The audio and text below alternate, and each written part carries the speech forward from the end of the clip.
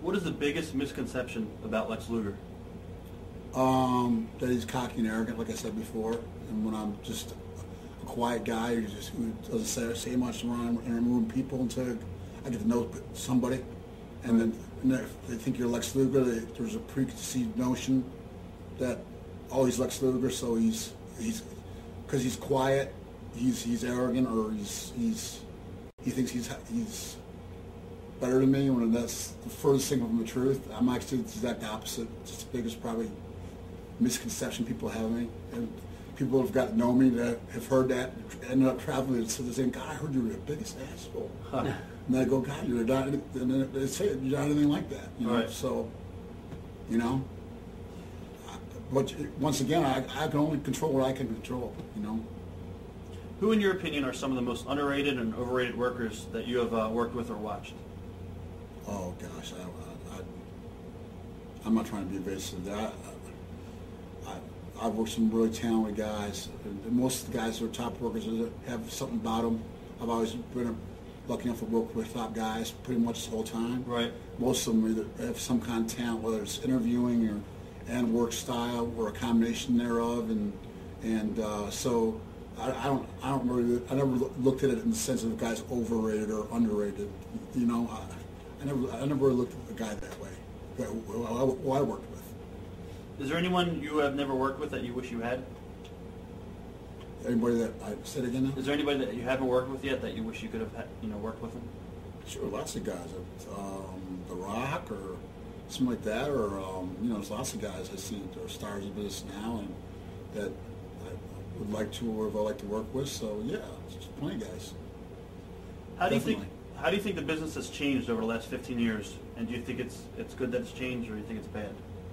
I don't think it's changed for the better or for worse. I think it's different, because like everything else, the entertainment industry we talked about now, from National Enquirers to the internet to everything's instant now. You know, everything's immediate. You know, whereas there used to be more mystery to wrestling, more how did they do it, and now it's been written about and interneted about so much. It's kind of, it's changed, but I don't think it makes it worse. Just because more out in the open doesn't make it worse.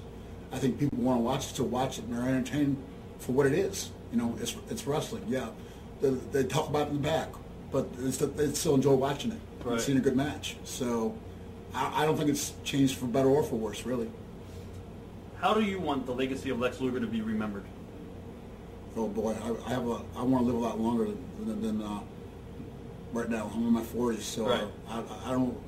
It's not over. I don't think about a legacy right now. Right. No, I don't want to. I think that's bad luck, man. So I don't think about any type of legacy.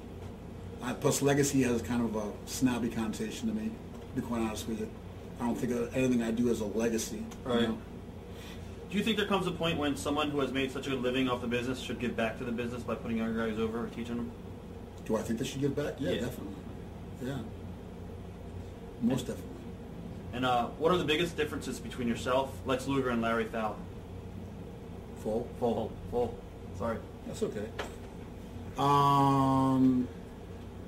Lex Luger, he's another person. I mean, that's just somebody that, just because I look the way I look on TV and talk the way I talk on TV in person, that doesn't mean that when I'm being a heel or something or whatever, that's Larry Full. I mean, that's somebody I'm portraying, so that's not, if I'm asked to be cocky, I'm going to talk cocky, but that's not Larry Full. Right. Do you have, what message do you have for your fans out there? I appreciate every last one of them that support me through the years and stuck by me, and those who have or haven't. I mean, they all bought tickets. And I used to say when we go to Philly or some of the really rough towns, and when you're a good guy and they really get on you and stuff, I said, but I always thought, boy, they're in the front all the time buying tickets, spending money. So I've always appreciated their support and that they enjoy going to the matches and enjoy watching you do what you do. So just thanks for because really, I think the fans have always decided who the stars are. The promoters get to promote and push certain guys, but if the guy's not meant to be a star, he might be kind of a star, But I think the crowd and the buzz and the fans are always so have achieved a certain level of success of business. You have to appreciate the fans. I think that they not to be corny, they really do choose who the stars are. Right. They do make it. They make you a star.